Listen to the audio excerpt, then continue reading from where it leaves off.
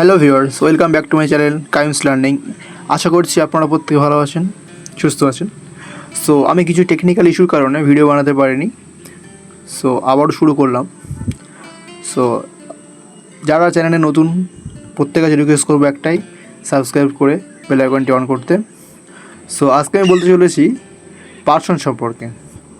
So যাদের সাধারণত person সম্পর্কে যারা দুর্বল বা জানেন না, আজকের ভিডিওটা সম্পূর্ণ করলে আমি গ্যারান্টি দিয়ে বলতে পারি আপনার পার্সন সম্পর্কে আর কোনো ডাউট থাকবে না। সো চলেন কথা না বাড়িয়ে শুরু করি। Let's beginning. অ্যাট ফার্স্ট আমরা দেখে নেব পার্সন জানা আমাদের প্রয়োজন কেন, বা পার্সন জেনে আমাদের কী লাভ। সেন্টেন্স বা বাক্যের গঠন কর্তা বা সাবজেক্টের অনুসারে ভারত বসে। সাধারণত আমরা জানি যে সাবজেক্টের অনুসরণ করে ভারত বসে, ঠিক আছে। যখন সাবজেক্টের পার্সনের প্রয়োজন হবে, সাবজেক্ট কোন ধরনের তা পার্সন বলে দেয়। বুঝতে পেরেছেন আপনারা পার্সনকে কীভাবে ব্যবহার করা হয় ভার্বের ক্ষেত্রে। এবারে আমরা দেখে নেব পার্সন কাকে বলে। সাধারণত ইংরাজিতে কর্তাকে সাবজেক্ট বলা হয়। সো সাবজেক্ট বা কর্তা বিভিন্ন ধরনের হয়ে থাকে। এই বিভিন্ন ধরনের যে সাবজেক্ট হয়ে থাকে বা কর্তা হয়ে থাকে, এই বিভিন্ন ধরনেরকে একত্রে বলা হয় পার্সন। তো চলেন আমরা এবারে পার্সনের ভাগগুলো দেখে নেই। পার্সনকে সাধারণত তিন ভাগে ভাগ করা হয়। এক, ফার্স্ট পার্সন বা উত্তম পুরুষ। দ্বিতীয় হলো সেকেন্ড পার্সন বা মধ্যম পুরুষ। আর তৃতীয় হলো থার্ড পার্সন বা তৃতীয় পুরুষ। পার্সনকে প্রধানত এই তিনটি ভাগে ভাগ করা হয়ে থাকে। তো চলুন এই তিনটি ভাগ সম্পর্কে আমরা বিস্তারভাবে জানি।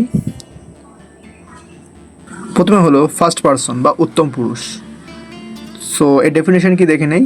যে বাক্যে কর্তা কোনো আদেশ বা কথা বলে, যে বাক্যে কর্তা বা সাবজেক্ট কোনো কিছু বলবে, আদেশ করবে বা কথা বলবে, সেই কর্তা বা সেই ব্যক্তিকে বলা হয় ফার্স্ট পার্সন। সো এক্সাম্পল হলো I, me and my.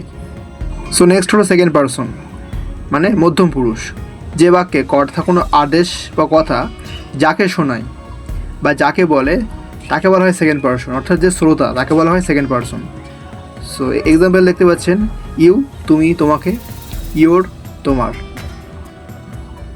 So next হলো থার্ড পার্সন অর্থাৎ তৃতীয় পুরুষ। তৃতীয় পুরুষ হলো উত্তম পুরুষ ও মধ্যম পুরুষ থেকে সম্পূর্ণ আলাদা। এরা কথোপকথনে আলোচনায় উপস্থিত থাকে, কিন্তু উত্তম পুরুষ ও মধ্যম পুরুষের কেউ হয় না।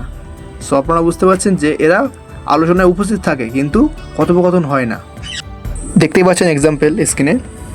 তো অ্যাট লাস্ট প্রতিবারের মতন আবারও জানাই ধন্যবাদ সকলকে ভিডিওটা শেষ পর্যন্ত দেখার জন্য। সো ভিডিওটা ভালো লাগলে একটি লাইক, একটি সাবস্ক্রাইব করতে ভুলবেন না। দেখা হচ্ছে পরবর্তী কোনো ভিডিওতে। ততক্ষণ পর্যন্ত ভালো থাকবেন, সুস্থ থাকবেন। আল্লাহ হাফিজ।